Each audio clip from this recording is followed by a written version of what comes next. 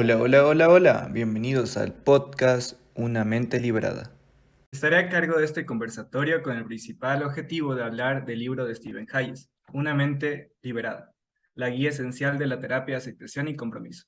Nos encontramos con tres expositores, Tea, Francisca y yo, Daniel.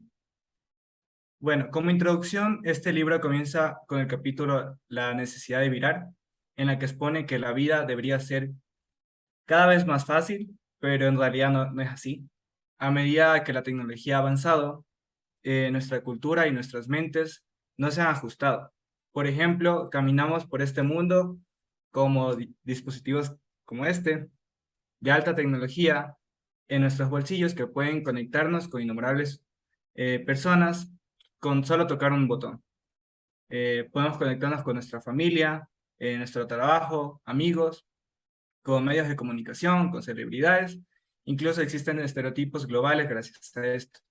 Y esto nos ocupa mucha atención y energía que pueden invertirse intensamente en ellos. Pero a menudo ¿a qué costo? El costo es que no estamos presentes en lo que nos rodea, en la vida real, en lo físico, en cómo nos sentimos internamente.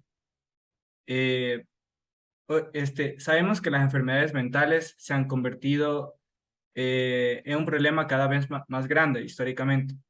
En 1990, eh, lo que es la depresión era la enfermedad, era la cuarta enfermedad más frecuente en el mundo. Y para allá, para el 2017, según la OMS, esta sería la primera. Algo muy crítico que nos tenemos que preguntar. Entonces, ¿qué es lo que está pasando? ¿Por qué un día sientes que hay un avance en tu vida y al siguiente no tienes ni la más mínima idea de la sensación del verdadero propósito que tienes en la vida? Este, Vivimos en lo que sería un sistema tóxico, que con frecuencia tenemos el impulso de negar el dolor, ya sea reprimiéndolo o automedicándonos. Entonces, ¿por qué hacemos estas cosas? La respuesta más sencilla es que nuestra mente se interpone en el camino. Adoptamos pautas de rigidez psicológica, que en efecto es evitar las emociones y los pensamientos negativos que son consecuencia de experiencias vitales difíciles. Esta rigidez psicológica se da por el dictador interior, que más luego seguiremos con más preguntas, que es la parte dominante orientada a la resolución de problemas. Él nos convence como si fuera una voz interior, de conductas evitativas y rígidas. Para él es lo mejor. La buena noticia de todo esto que gracias a la ciencia conductual y esta guía de libro ha desarrollado respuestas plausibles a cómo podemos mejorar. Si queremos encontrar serenidad mental y propósito, tenemos que dejar de buscar una salida y virar hacia la búsqueda de una entrada. Aprender a aceptar a la ansiedad te pone en el camino hacia la recuperación y el desarrollo de la flexibilidad mental. Esta es la capacidad de sentir verdaderamente y pensar con apertura mental, además de no aprender a no evitar esos momentos dolorosos para poder vivir una vida llena de sentido y propósito. Bueno, el público me ha dejado algunas preguntas acerca del segundo capítulo, del dictador interior. Y bueno, Francisca, quisiera que me cuentes un poco más de esta pregunta. Para ti, ¿cuál es la hipótesis que sustenta la ACT, que es la terapia de aceptación y compromiso? Bueno, según el segundo capítulo del libro, los estudios que Stephen Hayes y su equipo realizaron durante varios años confirmaron la hipótesis que sustenta la ACT, que es básicamente cambiar la relación que mantenemos con nuestros pensamientos y nuestras emociones, en lugar de intentar modificar su contenido. Y básicamente esa es la clave para la curación y para la materialización de nuestro verdadero potencial. La ACT también busca descubrir métodos que permiten a las personas aprender y llevar a cabo los virajes sin necesidad de tocar a fondo, de modo que las ayuda a liberarse plenamente y de tener una vida sana y satisfactoria. Entonces, ¿cómo definirías al dictador interior? Bueno, yo creo que podría decir que es una proyección de la rigidez psicológica de la que habla Hayes. Es una voz interna que te controla. Generalmente es una voz que nos critica y nos maltrata como si fuera un juez o un crítico interno. Puede decirnos, pero también puede decirnos cosas positivas para para hacernos sentir seguros de nosotros mismos y controlarnos, pero también puede volverse en nuestra contra, haciéndonos sentir inútiles, débiles, tontos y que tampoco merecemos estar vivos. Entonces, controlarla puede llegar a ser muy útil, aunque difícil, pero porque sin importar si lo que nos dice es bueno o malo, lo problemático de esta voz es que nos domina completamente. Entonces, el dictador está en constante, es una voz constante y fluida, entonces nosotros acabamos por desaparecer en ella, nos identificamos y nos fusionamos con ella. Entonces, a mi parecer, al conseguir la flexibilidad psicológica, como tú dijiste al principio, esta voz deja de ser un dictador para convertirse únicamente en una voz interna. Sí, claro. Y entonces, ¿qué consecuencias hay cuando huimos de nuestra propia experiencia? Bueno, cuando vemos a nuestras emociones y sentimientos y pensamientos como nuestros enemigos, comienzan a aumentar su intensidad y la frecuencia con las que las experimentamos, porque intentamos todo para escapar, evitar o reducirlas. Entonces, si uno se centra en modificar sus pensamientos mientras también lucha contra sus emociones, solo logra conseguir reforzar a este dictador interno. Entonces resulta algo totalmente agotador tratar de evitar o de eliminar algo que en realidad lo único que hace es crecer en nosotros. Entonces, cuando uno logra ver su experiencia desde una conciencia profunda y pura y desde una perspectiva del aquí y ahora, puede lograr virar desde un ser conceptualizado y definido por el dictador a uno que adopta una perspectiva.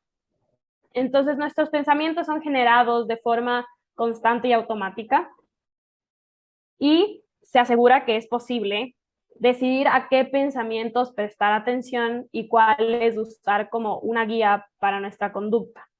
Por lo que hay que aprender a verlos con curiosidad y amabilidad, dejarlos ser y también nosotros dejarnos ser y sentir. Entonces, todo esto es posible logrando los 6 virajes que mencioné antes y bueno, ahorita les voy a explicar que Hayes en su libro menciona de 6 virajes. El primero es de fusión, que básicamente es observar los pensamientos desde una distancia que nos permita elegir qué hacer a continuación, independientemente de como que el parloteo de nuestra mente. El segundo, que es el yo, ser conscientes de nuestra historia personal que hemos construido y tomar perspectiva acerca de quién somos. El tercero es la aceptación, darnos permiso para sentir incluso cuando se trata de emociones dolorosas que nos hacen sentir vulnerables y que nosotros percibimos como malas, negativas o desagradables. Y la cuarta es presencia, que es dirigir la atención con intencionalidad, no por costumbre como solemos hacer, y fijarnos en lo que está presente aquí y ahora, en nuestro interior y también alrededor de nosotros. El quinto es el de valores, que es elegir las cualidades para ser y para hacer hacia las que queremos nosotros evolucionar. Y por último, el sexto viraje es la acción, que es adquirir hábitos congruentes con los valores que hemos elegido. Claro, nos introducimos como que ese mundo de ideas y cosas que nos dejó Hayes. Hay ese dictador y todos los virajes que podemos encontrarnos. Entonces, Es interesante cómo hay esas ideas de que uno debería oír, pero en realidad no es así, sino tiene que aceptarlos y dirigirse a esos caminos que te llevarán a ser más felices. Bueno, y hablando de terapias y eso, también había preguntas del tercer capítulo. Este, y bueno, Tea, quisiera que nos hables de esta pregunta que nos dejaron el público. Dice, ¿cuál fue el camino de la psicología para llegar a las terapias de tercera generación? Específicamente, la terapia de aceptación y compromiso. Sí, la verdad es que primero que nada la psicología hasta el momento ha atravesado un proceso lleno de cambios y de hecho dentro de la psicología podemos identificar tres corrientes principales. La primera es el psicoanálisis, la segunda es el humanismo y la tercera el conductismo, en la que se encuentra justo esta terapia de aceptación y compromiso. Ahorita les voy a explicar un poquito de cada una de estas corrientes. La primera es el psicoanálisis, como ya mencioné, que empieza a mediados del siglo XX y también es representada principalmente por Sigmund Freud, quien centró sus estudios en las motivaciones ocultas o reprimidas de la conducta problemática. Además, afirmó que las pulsaciones sexuales podían dar lugar a conflictos internos y a temores que desembocan en conductas patológicas, en este caso como trastornos psicológicos, cuyo o, o también se puede dar debido a que estas conductas psicológicas tienen como objetivo evitar dichos conflictos y miedos y se representan en estos que llamamos mecanismos de defensa. A pesar de que la teoría de Freud era bastante amplia y tenía bastante acogida en esta época, esta teoría carecía de precisión y de evidencias sólidas. Tampoco se diseñaron pruebas experimentales que demostraran las teorías y se pasaron por alto factores de la conducta de los pacientes, también pensamientos y emociones actuales, ya que solo se centraba mucho más en el pasado, y también de las relaciones interpersonales del presente que no eran consideradas. Es por ello que Stephen Hayes decidió ir más allá de esa corriente y buscar algo más. La segunda es el humanismo, que de la misma manera aparece por la misma época y aparece como una manera de contrarrestar al psicoanálisis. Y esta se centró principalmente en estudiar cómo las personas experimentamos el mundo, cómo lo conceptualizamos, cómo nos conceptualizamos a nosotros mismos, nos relacionamos con los demás y creamos una vida con sentido.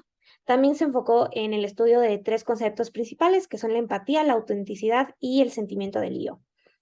Entre los más representantes de esta corriente están Abraham Maslow, que es famoso por su descubrimiento en las experiencias cumbre, Fritz Perls, que también estableció la terapia de Gestalt, Viktor Frankl, que habló de la creación del sentido del hombre y también desarrolló un método conocido hoy como la logoterapia, y por último Carl Rogers. Y ya bueno, cerrando un poco con la última corriente, este es el conductismo que apareció al final a mediados de los años 60 y este tenía como objetivo darle un abordaje más científico a la intervención psicológica. Y también tiene tres olas principales. La primera es como la más clásica y la más conocida, que es la conductista de Iván Pavlov, que hablaba del conductismo clásico, y también el conductismo operante de Skinner. La segunda, aquí es donde se entra un poco más en las terapias del ámbito de la psicología, la terapia conocida como la terapia cognitivo-conductual, que fue desarrollada por Aaron Beck y Albert Ellis. Esta se centró principalmente en corregir la incapacidad de la primera ola, que eran estos conductistas clásicos de operantes, para explicar la función que desempeña el pensamiento a la hora de motivar nuestra conducta, incorporando también técnicas conductistas anteriores y nuevos métodos como la modificación de nuestros pensamientos. Y por último está la tercera ola, que es donde entra la terapia de compromiso y aceptación, esta es la más actual. Y en esta tercera hora el cambio principal fue que se pasó de prestar atención de lo que pensamos también a lo que sentimos, y cómo esto nos abre a nuevas experiencias. Dar este paso atrás nos ha permitido darnos cuenta de nuestro intento por evitar o controlar nuestros pensamientos y emociones, y también nos permite centrar nuestra energía en emprender acciones positivas y también aliviar nuestro sufrimiento, y así desarrollar esta flexibilidad psicológica de la que se habla en el libro. Y también aparte de la terapia de aceptación y compromiso, en esta tercera ola también está la terapia dialéctico-conductual y también técnicas de mindfulness que también son muy usadas en el humanismo.